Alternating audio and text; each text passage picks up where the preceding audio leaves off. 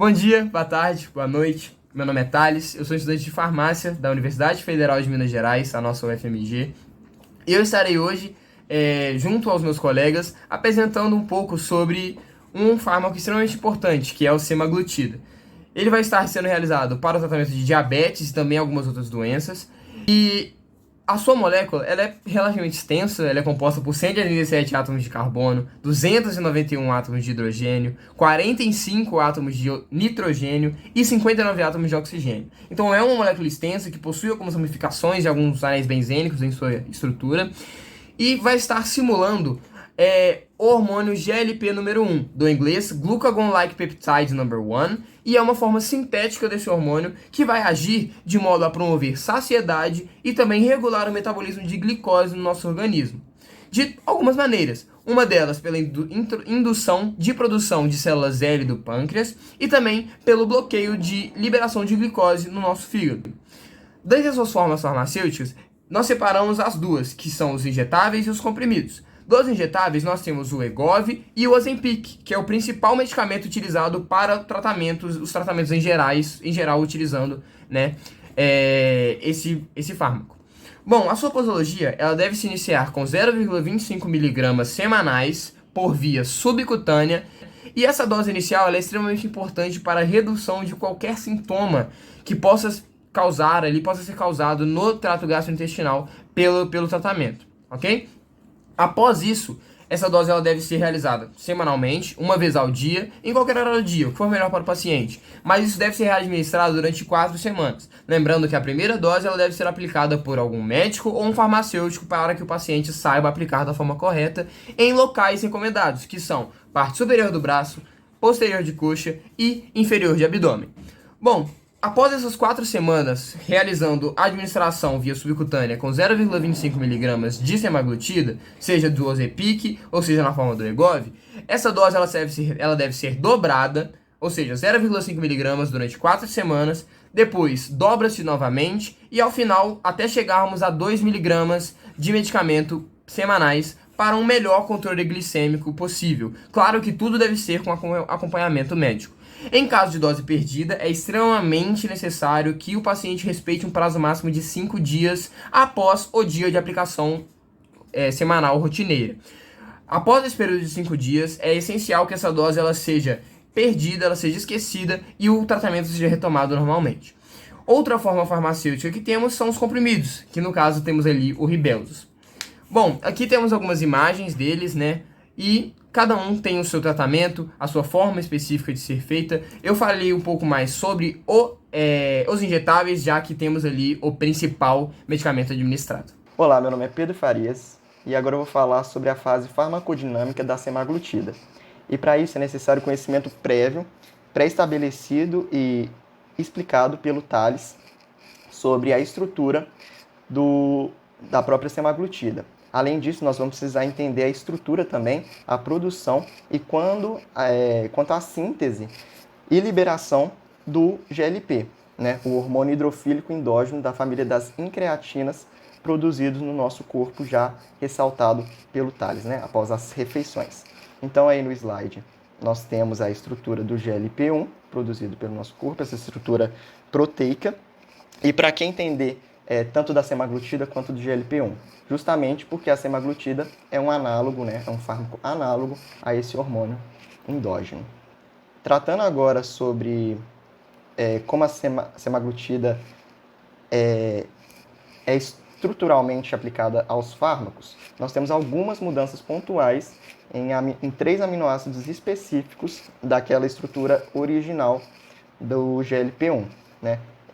Essas mudanças em aminoácidos vão fazer com que tenha uma maior biodisponibilidade e ativação biológica do fármaco no organismo, com por exemplo, o impedimento da degradação da DPP-4, né? A maior afinidade pela albumina, que é o carreador natural do GLP-1 no nosso corpo, e uma maior integração e afinidade também ao receptor de GLP-1 no nosso corpo. E um detalhe é que no caso do Rybelsus, que é por administração oral, nós temos ali o input do SNAC, que ele vai impedir a degradação pelas pepsinas estomacais. Quando em contato com o seu receptor, há a ativação de genes de proinsulina e, consequentemente, a tradução de genes da proinsulina também, além do aumento da proliferação de células B, né, e de aumento da produção também de fatores de crescimento, e a diminuição da apoptose celular, principalmente de células B, que são as produtoras de insulina no nosso pâncreas. Então a gente consegue observar que os receptores de GLP estão em múltiplos órgãos. Só que se tratando especificamente da relação insulina no nosso corpo, nós conseguimos ver esses receptores de GLP no pâncreas, no fígado, em tecidos adiposos e músculos, né? Como eu já falei, com a diminuição da secreção de glucagon, com o aumento da secreção de insulina, aumento da biossíntese de insulina, aumento das células B, né? Proliferação dessas células B, além do aumento da síntese de glicogênio e do aumento da oxidação, né, da glicose. A principal indicação terapêutica para o uso de semaglutida é para pacientes que possuem diabetes do tipo 2, que é uma condição crônica em que o paciente não tem controle dos níveis de insulina ou não consegue utilizar a insulina de maneira eficiente para controlar os níveis de glicose no sangue.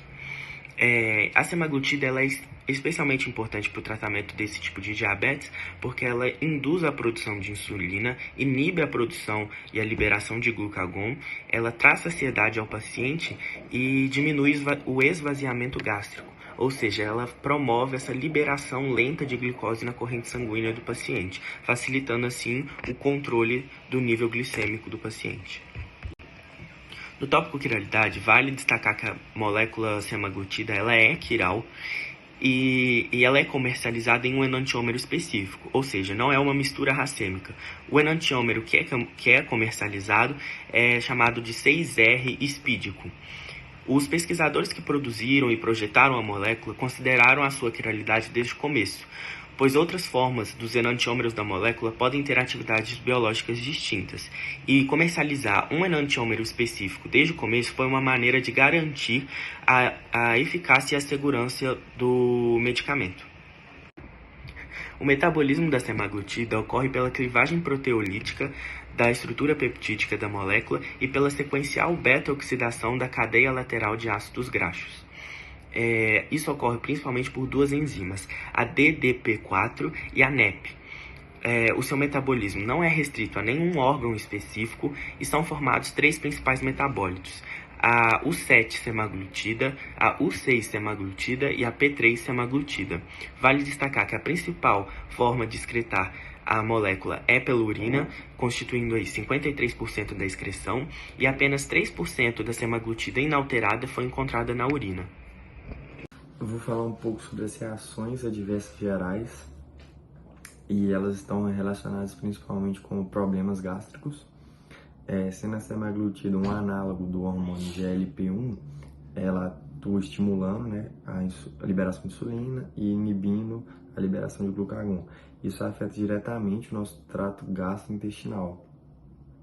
Aí leva ao principal efeito adverso, né, que são as náuseas, podendo levar até vômitos. Além disso, causa um retardamento no esvaziamento gástrico, então isso contribui para outras reações adversas que também são comuns, como constipação, diarreia, gases e a sensação de saciedade.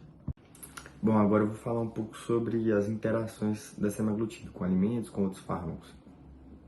Não são observadas, não há interações relevantes, né, observadas na literatura do semaglutida com alimentos, porém é recomendado evitar comidas gordurosas e bebidas alcoólicas enquanto estiver em tratamento, né, para evitar um dos principais efeitos colaterais, que é as náuseas, né, a sensação de enjoo.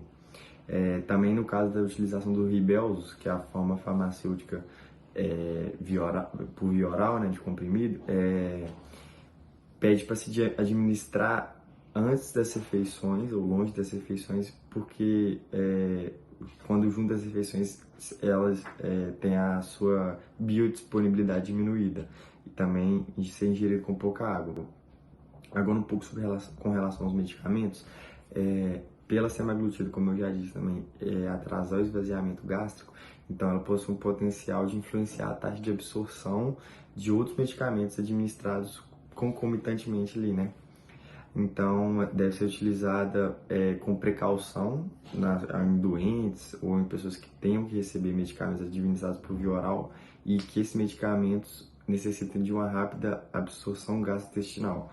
Agora, especificamente sobre alguns que constam na bula do medicamento, fala um pouco sobre o paracetamol, que não é tão relevante, mas tem uma porcentagem ali que pode causar uma úlcera gástrica, um problema mais sério no intestino.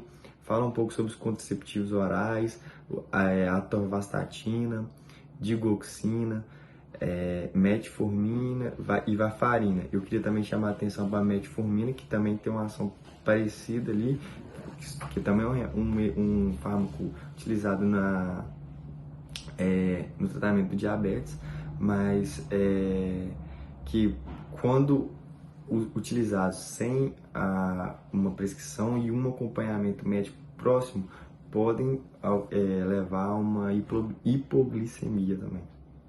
A semaglutida ela vem se tornando um fármaco cada vez mais popular pelo seu fator de emagrecimento.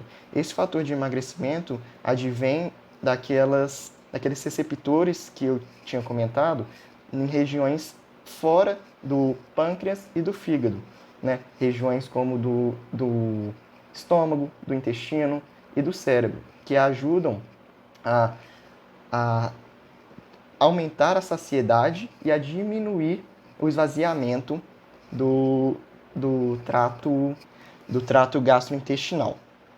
Só que nós temos um problema, que como essa substância ativa está sendo usada para emagrecimento e não para diabetes tipo 2, como era de se esperar, nós vamos ter em pessoas saudáveis, em questão de produção de insulina, um aumento dessa produção de insulina, levando à hiperinsulemia, que ainda não foi mostrado, por ser novo o medicamento, não foi mostrado e concretizado o que essa hiperinsulemia pode causar, né? Esse aumento de proliferação de células B, esse aumento de produção de insulina pode causar no organismo a longo prazo. Muito obrigado pela atenção.